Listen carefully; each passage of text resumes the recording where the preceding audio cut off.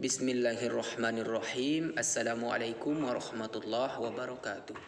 Nama saya Muhammad Fauzi, NIM 1914020003. Baiklah, pada kesempatan kali ini saya akan menjelaskan materi tentang qasar. Yang pertama masuk pada pengertian qasar. Qasar secara bahasa, kata qasar semakna dengan at-takhsis yang berarti pengkhususan atau pengistimewaan. Sedangkan secara istilah, kata qasar adalah wa takhsisun syai'un bi syai'in bi tariqi makhsusin, yang berarti mengkhususkan atau mengistimewakan sesuatu pada sesuatu yang lain dengan menggunakan cara-cara tertentu. Contohnya, wa ma hayatad dunya illa mata'ul gurur. Tidaklah kehidupan dunia itu hanyalah kesenangan yang menipu daya. Jadi pengkhususan di sini yaitunya kehidupan dunia itu hanya semata-mata kesenangan yang menipu daya. Kemudian yang kedua, unsur-unsur qasar. Unsur-unsur qasar ini dibagi menjadi 4. Yang pertama ada namanya maksur, baik berbentuk sifat maupun mausuf. Yang kedua ada namanya maksur alaih, baik berbentuk sifat maupun mausuf. Yang ketiga yaitunya unsur-unsur yang ketiga maksur anhu. Ini adalah sesuatu yang berada di luar yang dikecualikan. Yang keempat unsurnya yaitu adat qasar. Untuk memudahkan memahaminya, mari kita lihat sebuah contoh. La yafuzu illal majiddu. Yafuzu di sini adalah maksurnya.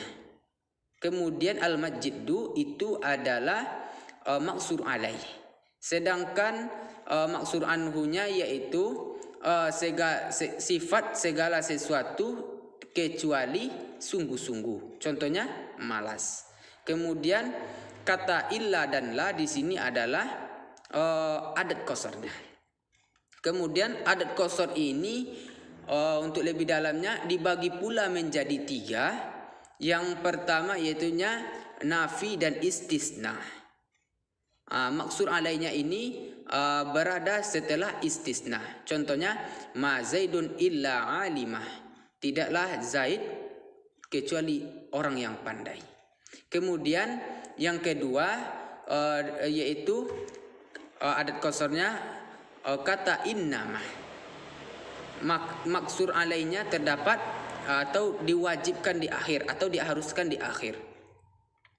Contohnya terdapat dalam surah Al-Baqarah ayat 173. Adat qasar yang terakhir yaitunya atof, bisa menggunakan kata lakin, bal atau la.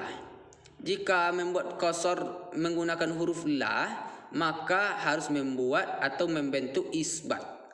Sedangkan jikalau menggunakan kata bal atau lakin, maka harus mendahulukan nahyi atau nafi. Yang ketiga, jenis-jenis qasar. Jenis-jenis qasar dibagi menjadi 3. Yang pertama, rukun utamanya. Dibagi pula menjadi 2. Rukun utama ini dibagi menjadi 2. Yang pertama yaitunya sifat qasar ma sifat ala mausuf, yaitunya sifat ditaksis dengan yang disifati. Contohnya la raziqa illallah, tidak ada yang memberi rezeki kecuali Allah. Yang kedua yaitunya qasar mausuf ala sifah, yaitunya mausuf yang ditaksis dengan sifat. Contohnya wa ma zaidun illa nashitu, tidaklah Zaid kecuali orang yang rajin. Kemudian jenis yang kedua yaitunya kesesuaian kenyataan dengan dan kebenaran. Yang pertama yaitunya qasar hakiki. Maksur alainya ditaksis dengan keadaan yang sebenarnya atau kenyataan yang sebenarnya. Contohnya la ilaha illallah. Kemudian yang bagian yang keduanya yaitunya qasar idhafi, yaitunya maksur alainya ditaksis, penyebutannya disandarkan pada sesuatu tertentu, namun tidak menutupi kemungkinan bagian yang lain ini untuk mendapatkan hal tersebut. Contohnya la alimah illa zaidun, tidaklah Zaid kecuali orang yang pandai. Di sini Zaid orang yang pandai, tetapi tidak menutupi kemungkinan ada orang-orang yang pintar dari si Zaid. Yang kemudian jenis yang ketiga, yaitunya mukhattab, keadaan mukhattab. Ya, dibagi pula menjadi tiga. Yang pertama yaitunya qasar ifrat. Apabila mukhattab berkeyakinan kenyataannya ini dua, melebihi dari satu. Kemudian yang kedua yaitunya qasar qalb. Apabila mukhattab berkeyakinan kenyataan berlainan dengan kenyataan.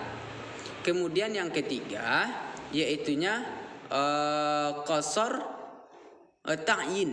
Nah, di sini adalah apabila khatab ragu-ragu. Mungkin sekian, terima kasih. Assalamualaikum warahmatullahi wabarakatuh.